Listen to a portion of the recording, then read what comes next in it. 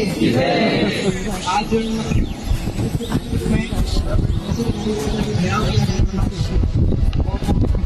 मुद्दों और साथ में वन विभाग की भी जिम्मेदारी सामने आई है, जिसमें एक बुजुर्ग हमारे बीच है। वो 2001 से शुरू में यानी कि 30-35 साल से अपनी मेहनत करते हैं, लेकिन उनको पैसे नहीं मिले। और वन विभाग के जो कर्मचारी है वहाँ पर उनके नुमाइंदगी जो वॉल बाउंड्री बना दिया है और उनको वहाँ से निकाल दिया है, उनको खेती नहीं करने दिया जा रहा है। तो कहीं ना कहीं ये वन विभाग की और राजस्व विभाग की नाकामी है, उसको इस पर ध्यान देना चाहिए। अगर सब जंगल बेचे सब बचल नदी नाला हुआ देखता सब जंगल